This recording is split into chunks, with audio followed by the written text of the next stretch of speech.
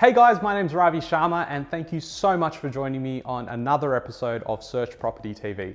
I'm the founder and buyer's agent here at Search Property, and if this is content that you really like watching, if you've seen some of the previous videos and you want to be updated with when the next ones drop, then definitely do subscribe down below. And if you like the video and watch all the way through, then do leave a thumbs up so that people on YouTube can actually find this video. Now guys, we're talking about why do we pay tax? Very interesting topic. Most people have no idea why we pay them, apart from the fact that we got taught that taxes help the system and governments can use that money to build roads and schools and maintain parks and all that other rubbish. It's a load of crap. And I'm here to really tell you why there's an alternative system, why we actually pay tax, why you're paying tax, and the highest amount. So without getting into too much nitty-gritty detail about financial economics and the history behind it, I want to bring you to a date, 1971, okay? President Nixon, right? He removed the gold standard. What does that mean, Ravi? Okay, so basically back in the day, gold was used as a reserve and money was like was backed by gold. So you would go, okay, well, if I've got $5 million worth of gold, or you have that much amount of gold, that was how you determined how much you could lend out, from banks to investors or normal people. In 1971, they removed the gold standard. So it pretty much meant there was no reserve that you needed to base your wealth on. The governments could essentially print their own money. That's, they had their own currency and they could do whatever they like individually. So that's a very simplified way to explain it, but essentially gold was what backed money, and then they removed that. So it meant that you don't really need to have reserves of gold to lend out certain amount of money. And it essentially led to where we are today, where central banks can really just print money out of thin air. Now, we're in a pandemic. We haven't officially hit a recession in some sectors, but that's what they're all claiming now anyway. But essentially what happens during a time like this, it happened during GFC and it happens every other time, is that the government needs to step in and they have some fiscal stimulus. That's just a fancy word for the government going, look, we're gonna give some money into the system and hopefully ignite the economy again to start running as per normal, so we're back into like good economic growth. Now, when you're able to just print money, and no, they don't go out there to a machine and they start printing money. Once upon a time they did, but now everything's digitalized, right? We're entering a cashless society, and that's a whole different ball game. I've explained this in many videos before, that we were heading down this path for a long time. But essentially, they can go onto a computer, type in some numbers and go, oh, okay, we're gonna have another extra $1 billion today. It's a very simplified version so that you can understand as an overview of how this works. So essentially, we're in a point now where governments can just make their own money up. We were so fixated on getting, the budget back to surplus. You would have heard this as part of the campaign here in Australia. Oh, okay, we really want to get the budget into surplus. $5 billion, we're really working hard. And then the pandemic hits, and suddenly we're in a deficit of 185 billion. What happened there? If we were trying to get to 5 billion surplus, where did the 185 come from? And most people are, busy in their 9-to-5s, or, too concerned with what, the news is saying about house prices crashing by 0.2% and, the world's coming to an end and there's rioting and there's protests. In the background, the government's literally just gone, cool, we can just add some money here, and that's how we're going to keep the world functioning. People are getting paid pretty much a universal based income, job seeker, job keeper, whatever else they were creating. But essentially, without having the gold standard means you can print whatever the F you like. Obviously, there's some pros and cons of doing so. But then that leads to you going, well, if they can create $185 billion out of thin air, why do we pay taxes? And to understand that, we need to go through a little bit back in time to understand our mentality. What we've been taught is literally the wrong thing. So we get taught, in a nutshell, to go to school and our teachers at school help us to get good grades, okay? And if you get good grades, our teacher tells us we can get into a good university and then we can get a really good job, right? That's all you want.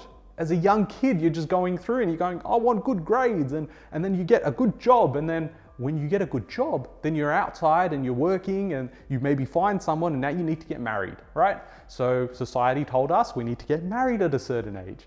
And then what do you do together? Oh, well, we want to buy a house together. Okay, well, just buy a house and you can get a mortgage, get a home loan, right? We can get a home loan. And then what you do is, you have kids and pay down your loan over 30 years and then you can retire, right? That's the Australian dream. It's the American dream. It's whatever dream you like to tell yourself, right? That's what we got taught. And essentially, it's wrong. And it's wrong because that's how the system wanted us to learn it. So I'm here to sort of give you an insight and break down those walls that everything you've been taught at school wasn't exactly right. And that has now translated into people making bad financial decisions moving forward, right? Getting married to someone that they may not necessarily want to get married to. They're getting that pressure, that society, the societal norm really behind, doing certain things because everyone else is doing it, right? So as an employee, this is number one as to why this is wrong. As an employee, you're getting taxed the highest rate, okay? Anywhere from like 30, 35, 40, sometimes even 50%, depending on where you're at. And you not only do you have to pay the tax, but you got to pay the tax first, okay? So when you're looking at getting your pay slip, when you sign the contract, you're like, oh yes, I'm making $100, $100,000 that year, maybe about $2,000 a week. Well, no, it's $2,000. Then it goes to the government. The government takes their portion of the tax. Then it goes and maybe pay some HECS debt because you had to go to uni, right, to get a good job. So they're paying the HECS debt and then it comes to you, right? So you worked really hard for that. But when you really work out your numbers, it's not 100K that you're earning significantly less, okay?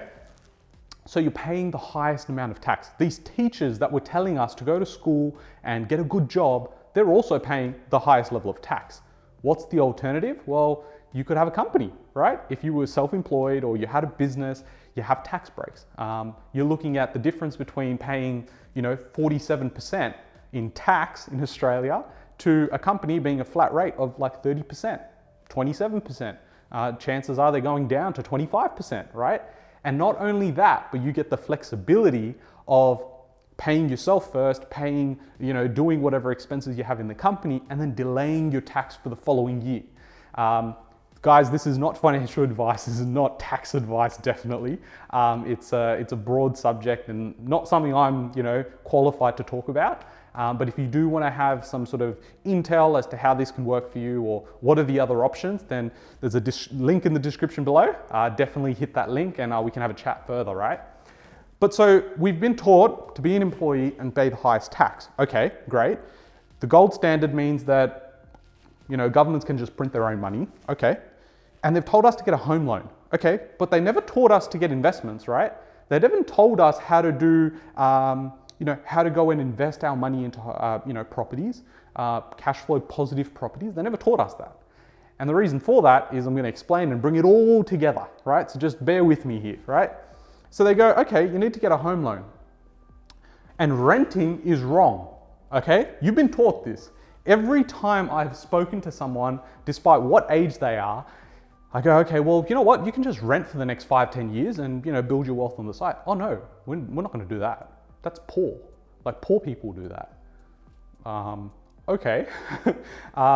A little insight into what I'm doing is I've got plans to rent for the next 10 years. Does that make me poor? No. There's different strategies to get to a certain goal and your goals are different from everyone else, right? So stop doing what everyone else wants to do and, find out what your goals are, and move towards that. Create a strategy, a plan to get there. And if you need help, then contact us, searchproperty.com.au, right? So we're told renting is wrong. You should get a home loan. And when we look at this and we bring it all together, of why we pay taxes. Okay, so taxes essentially are paid to keep us in order. It's to keep a system, a fake system being propped up and kept running, right? Because you go and you try and buy a house, you're married, you buy a house, and you're buying a place to live in, so it's a home loan. A home loan for a home is not an asset, okay? People go, oh, well, I've got an asset, it's worth $1 million. No, it's not. Does it give you money?